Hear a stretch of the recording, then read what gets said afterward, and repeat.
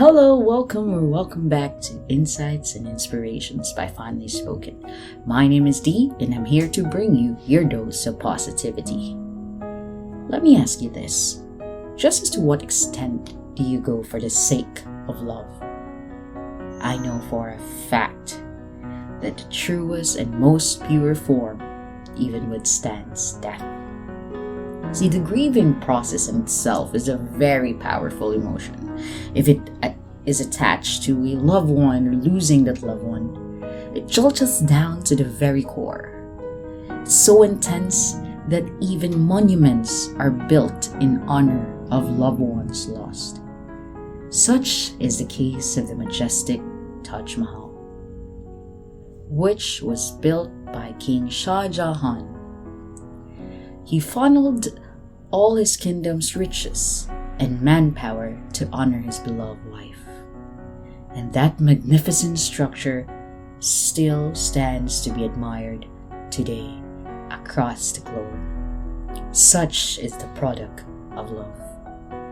Let me tell you an equally, or let me just say an even more amazing story of a man who went above and beyond to honor his beloved wife, and in return help the people in his village.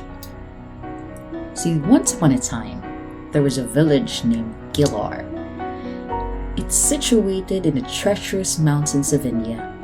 It was once so secluded that people had to walk 40 miles trekking the dangerous terrain to reach nearby villages necessary services like schools or hospitals.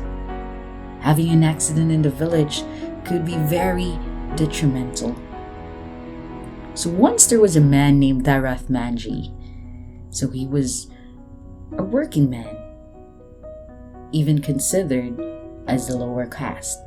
He was working in a nearby village when his wife, Faguna Devi, one afternoon was bringing him lunch when tragedy struck.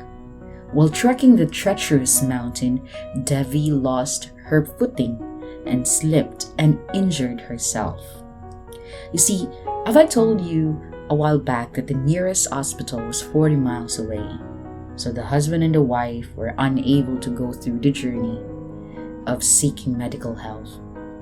And because of the delay in medical attention, Devi died from her injury.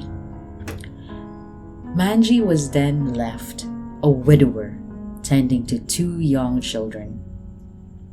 Struck by grief, Manji pleaded with the government that a road be built in his village.